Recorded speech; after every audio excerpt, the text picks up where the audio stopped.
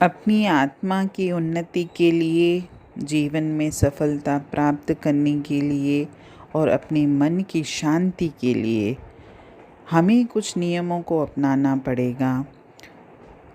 और 2-3 दिन से सत्संग में नियम बताए भी गए हैं। जैसे पहला नियम था कि अपना आत्मनिरीक्षण करिए, यानी मुझ में क्या कमियां हैं, मुझ में क्या दोष हैं, मैं उन दोषों को दूर करने का संकल्प लूं। और इसके लिए मेरे विवेक का जागृत होना बहुत ज़रूरी है, क्योंकि जब हमारा विवेक जागृत होता है तभी हमको अपने में बुराइयां, अपनी कमियां, अपने दोष स्पष्ट दिखाई देते हैं। नहीं तो जिनका विवेक जागृत नहीं है, जो नॉर्मली आजकल संसार में चल रहा है कि हर व्यक्ति अपनी कमियों और अपने दोषों को तो नहीं देखता, बस सामने वाले की ही बुराई करता रहता है कि उसमें ये कमी है, उसमें ये दोष है। अपनी तरफ कभी भी उसकी उंगली नहीं जाती, सदैव दूसरों की तरफ ही उंगली जाती है। और इसमें दूसरा नियम बताया गया था कि अगर आप जीवन में ये संकल्प लो कि मुझसे अगर कुछ भूलें हुई भी हैं जीवन में, इतना लंबा जीवन हम लोगों का निकल चुका है, तो उन भूलों से मैं सबक लूँगा, मैं अपने आप को संभालूँगा, मैं दोबारा वो गलती, वो भूल नहीं करूँगा। और इसके लिए भी मुझे हर पल परमात्मा से प्रार्थना करनी है, ताकि परमात्मा मुझे सद्बुद्धि दे। क्योंकि अगर मेरी बुद्धि मलिन होगी तो फिर मैं वापस भूलें करूँगा। तो मैं परमात्मा से प्रार्थना करूं कि परमात्मा मुझे सद्बुद्धि दे, सत्य कार्य करने की शक्ति दे।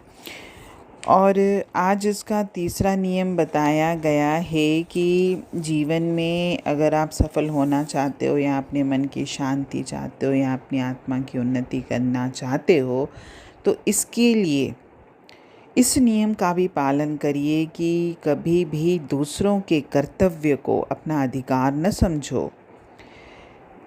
हमें अपने कर्तव्यों को ध्यान में रखना है कि मेरा क्या कर्तव्य है अपने प्रति, परिवार के प्रति, समाज के प्रति, इस देश के प्रति, इस सृष्टि के प्रति, इस प्रकृति के प्रति मेरा क्या कर्तव्य है, मुझे उसको पूर्ण करने का ध्यान रखना है, ना कि अधिकार लेने की रट लगानी है कि मुझे ये अधिकार नहीं मिला। अगर मैं पत्नी हूँ तो मुझे पत्नी के अधिकार क्यों नहीं मिले, मैं माँ हूँ तो मुझे माँ के अधिकार क्यों नहीं मिले, मैं एक नागरिक हूँ तो मुझे देश में नागरिकता का अधिकार क्यों नहीं मिला, या मैं हर चीज़ कर सकता हूँ। मतलब हर वक्त हम अधिकार लेने की ही रट लगाते हैं, कभी अपनी कर्तव्यों की तरफ ध्यान नहीं देते। बल्कि हमको ये नहीं करना, हमको ये करना है कि हमें अपने कर्तव्यों को ही ध्यान में रखना है और उन्हें पूरा करने का प्रयत्न भी करना है।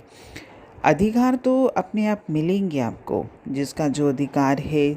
जब परमात्मा ने मुझे जीवन का अधिकार दिया है तो सृष्टि के तो सब जो भी मेरे कर्म प्राणी मेरे संग हैं, वैसे भी जो भी रोल आप प्ले कर रहे हो, उसका अधिकार तो आपको बिना मांगे भी मिलता ही है।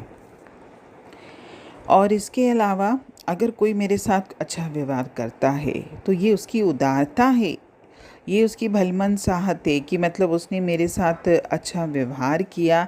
लेकिन कभी कभी हम लोगों के मन में ये आता है कि किसी ने मेरे साथ अच्छा व्यवहार किया तो मैं बहुत गुणी होऊंगा, मुझ में बहुत सारे गुण हैं, मुझ में बहुत सारी काबिलियतें हैं, योग्यताएं हैं, तभी तो सामने वाला मेरे साथ उदारता का या अच्छा व्यवहार या प्रेम का व्यवहार करा। नहीं, ये उसके स्वभाव संस्कार हैं जो आपसे प्रेम का व्यवहार कर रहा है। तो कभी भी दूसरे की अच्छाइयों को अपना गुण मत मानिए।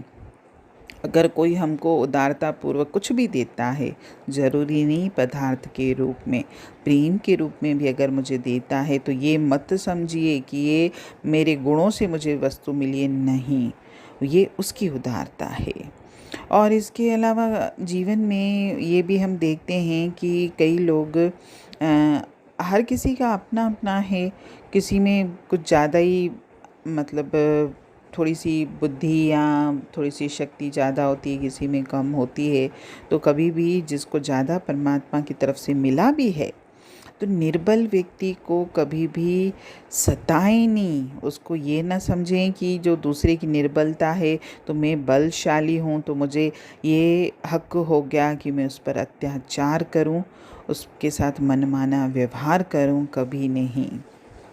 मुझे सब में, सर्व में उस परमात्मा के दर्शन करने हैं और सबको समान ही मानना है, क्योंकि जिसमें ज़्यादा कोई चीज़ है और किसी में कम है तो वो तो परमात्मा का कार्य है।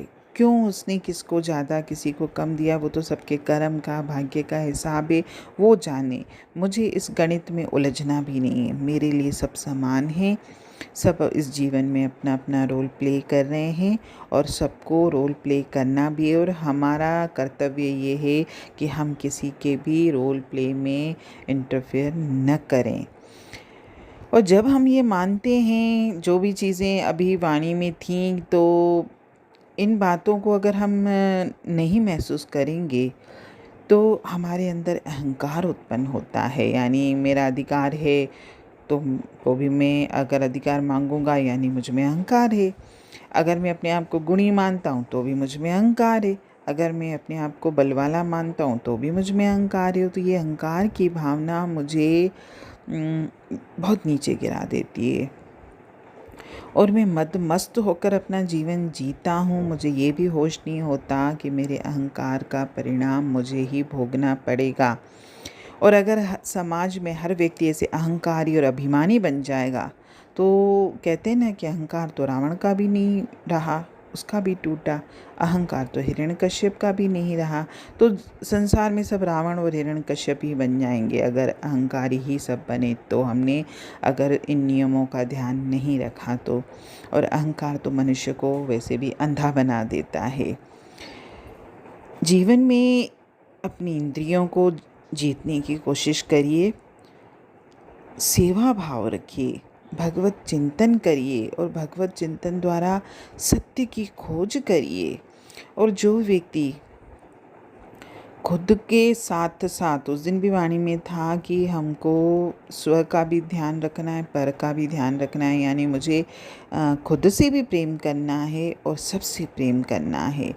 खुद की भी सेवा करनी है, समाज की, इस देश की, इस प्रकृति के कण कण की भी सेवा करने का अगर मुझे अवसर मिलता है किसी भी रूप में, मन से, तन से, धन से या वाणी से, उस अवसर का मैं भरपूर फ़ायदा उठाऊं और परमात्मा को, आप सोचिए कि जो जिसके अंदर सेवा भाव होता है, कोई खुश होता है या नहीं होता, या मेरे सेवा का प्रतिफल मुझे कोई देता है या नहीं देता, उसको छोड़िए।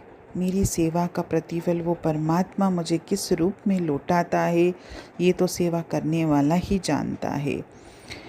और इसके अलावा हमें अपनी इंद्रियों को वश में करके अपने आप को जीतना है। कल वाणी में प्रार्थना भी मैंने बोली थी कि हमको मन की शक्ति देना, मन विजय करें, दूसरों की जय से पहले खुद को जय करें। यानी हमको पहले खुद को जीतना है, आत्म विजय करनी है।